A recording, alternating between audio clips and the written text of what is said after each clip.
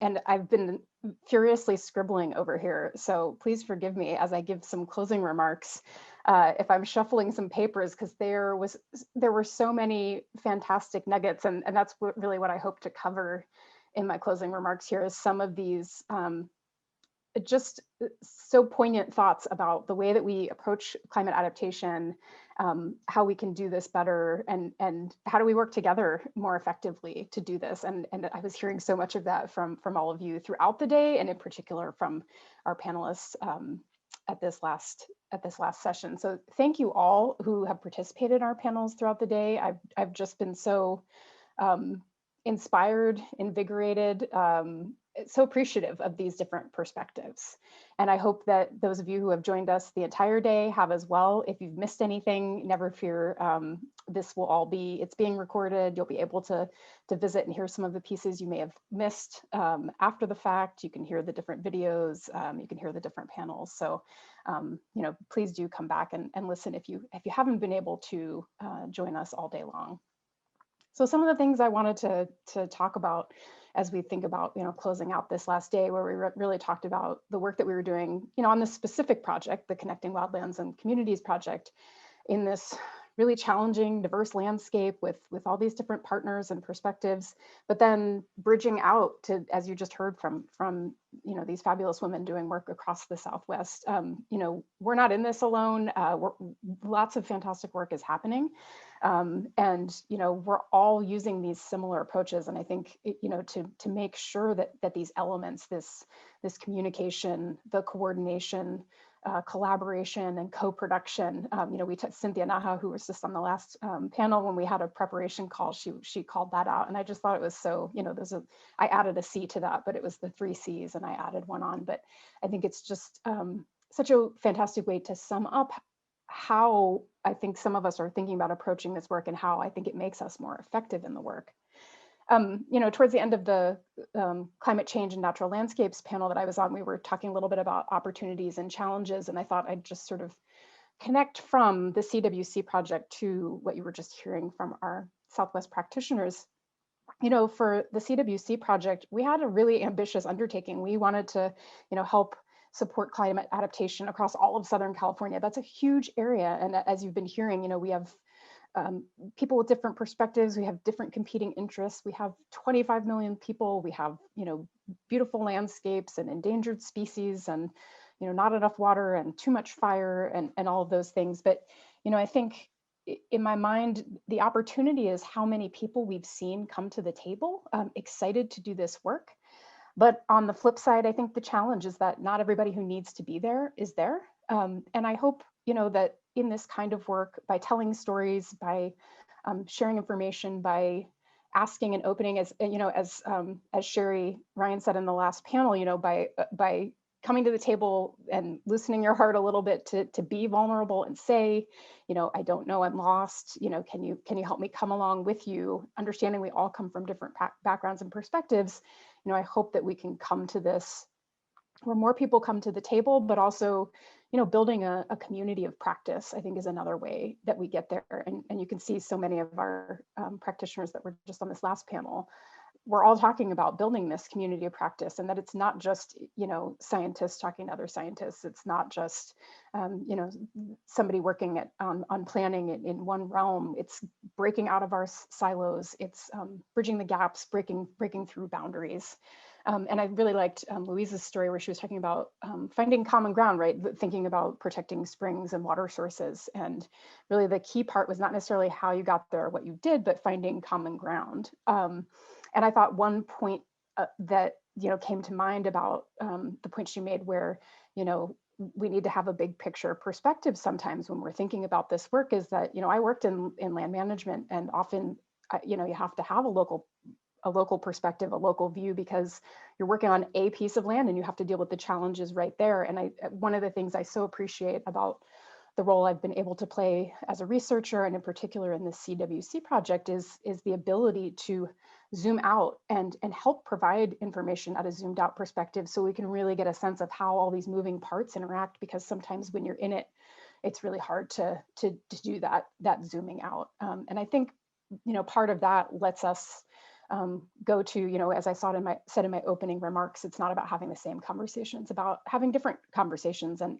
ones that can be hard to have. So I think that's part of how we come to those different conversations, is by stepping back and looking at the big picture, and where do we need to go, and how can we get there, by working together.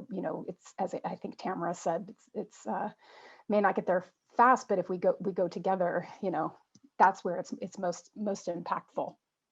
And when we come together and have those hard conversations, as Sherry pointed out, on our project and many other projects, we don't always speak the same language, either technically, or, as you heard, Cynthia and Phoebe on our last panel were really talking about the importance of native language and some of the communications, and to have a meaningful exchanges and to show respect. Sometimes that also means a literal, actual other language. But in terms of working in an interdisciplinary team, I've learned a lot.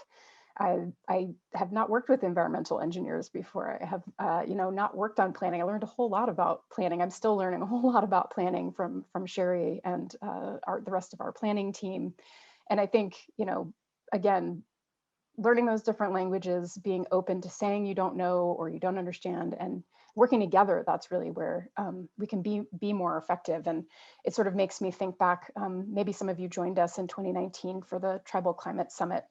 And the opening night, we had some fantastic dancing and storytelling by the Duncans, and Violet Duncan told this really interesting story involving Trickster. So those of you who know Native stories, Trickster is often a key character in them. But anyway, the moral of the story was that it's so important to speak once, but listen twice. And I would add on, not just twice is enough. I've had to listen many times to really get messages about things I don't understand, or things that I don't have perspective to understand on my own. And it's by opening myself up, inviting different people to the table. And as my colleague Amber pointed out, not just about inviting different people to the table and asking and listening, but making space and making opportunities for those who aren't always invited to the table to not only sit at the table, but to lead and show us the way and figure out where we're missing things. And I think that's just so important to moving forward.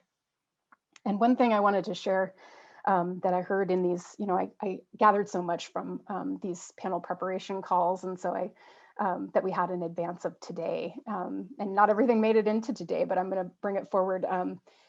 One thing I heard, and I think Emily mentioned this, sort of touched on this in the last panel, that, as a scientist, you think about things in a certain way, and moving beyond the science is so critical. And what she said is meaningful climate adaptation is about so much more than science. And as a scientist, I feel so rooted in the science and so connected to it, and feel how important it is.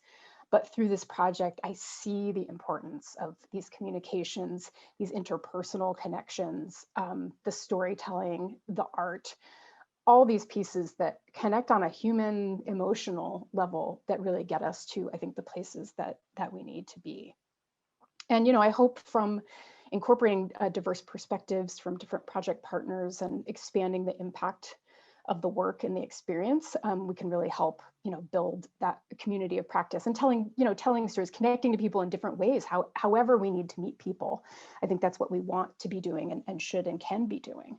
And I think that really sets us up not only for success in a project like this, or in, some of the other examples that you've heard throughout the day, but in partnerships for future work. It doesn't just stop here. And as I'll talk about in a moment, this project has really evolved into many other offshoot projects. You heard a little bit about some of them, and I'll mention a few more in a moment, but it doesn't just stop with one. And it's almost like, the more you keep listening, the more ideas come to mind, and the more opportunities to do good work and do good work together arise. As long as, I think, as Phoebe said, we think about and keep at the heart of the work respect, grounding, and allowing for contributions from everyone, equal contributions from everyone. One thing I wanted to add, I just talked about the communication and storytelling. Please visit the art walk if you haven't been there yet and see the fantastic art to represent the CWC project by our two amazing artists, Kim Reeser and Audrey Carver. If you missed the opening video today by Andrew Pittman, another fantastic art, video production artist that we work with, you'll be able to find that later. I was just so amazed at how he took the nugget of an idea, what we wanted to share about the project, and really told the story, and used some of my ideas and words, but it was through his eyes and his storytelling that we were so able to communicate that in a way I couldn't have done on my own. So just so appreciative for those partnerships to help us be more impactful and speak in a much louder voice than we could if we were just holding out a peer-reviewed publication. I want to say thank you, first and foremost, to the California Strategic Growth Council for believing in this project and supporting us and funding us. And not only supporting us, but promoting this work, and in fact, promoting in all their projects work that focuses on meaningful engagement and collaboration with diverse partnerships. I'm really encouraged to see how we're starting to see this paradigm shift where more of these projects are happening that have this focus on meaningful engagement. It's becoming more common and more important part of, not a more important, but I think more recognized as an important part of the scientific and research process, because it shouldn't just stop with science. I also want to say thank you to all of our partners for their time and willingness to share perspectives. Today couldn't have been what it was without all of your voices and stories and examples. So thank you, as well as all of you who have participated in our project throughout and helped us make the project better by sharing your ideas and thoughts. Thank you also to the Climate Science Alliance. Your long-term partnership strengthens our ability to have this meaningful impact. You'll be seeing much more of our partnerships in the future. And also thank you to the Southwest Climate Adaptation Science Center for your role in hosting this and giving us a space on day one.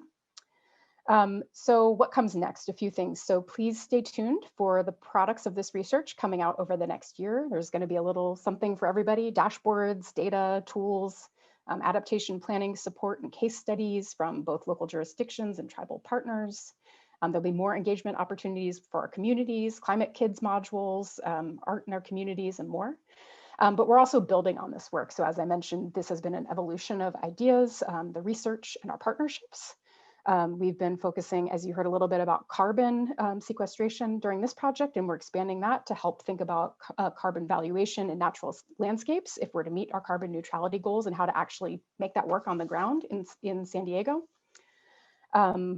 We've been working with partners at the SCSU, and the Climate Science Alliance have been working with partners at the U.S. Forest Service to help support a project to develop a Southern California montane forest project. You can learn more about that in the Climate Showcase. That's really about building a conservation strategy to inform management in an effort to preserve our sky islands of forest in Southern California. So really a dedicated effort there. And the Southwest Climate Adaptation Science Center is also a partner there. And then, as you heard in one of our panels today, the Resilient Restoration Project, also funded by the Strategic Growth Council. They have a real vision there where we can take some of the science from this and prior work and some of our important partnerships and build on that and work together to help support tribal cultural resilience, with our tribal partners playing an important role in leading that and connecting Western science with Indigenous knowledge to build cultural resilience. So, and we'd be so excited to continue building and expand partnerships further to the Southwest. In Mexico, our jurisdictional boundaries, our international boundaries are just lines drawn on maps, and climate adaptation requires that we all work together. And just to close out here in the last minute, I wanted to give a few final reminders. So please stick around for the Climate Showcase. We'll have a brief introduction to that in a moment, and lots of cool projects and partners who have important work to share. I can't say it enough. Check out our art walk. You keep hearing us say it, but it's just so amazing what our fantastic artists have done. Continue to visit the posting board. I'm going to go back in and try and comment on the things I haven't gotten to yet. And I see some really great conversations and sharing of information and resources there. And I look forward to seeing you all back here tomorrow to hear perspectives about how to engage in meaningful and authentic collaboration with tribal partners. And then on day 3 to talk a bit more about fire and putting fire into practice, and also working with Indigenous practitioners through that process. So I want to say one final thank you to you all, and I'm going to hand it off for the introduction of the Climate Showcase.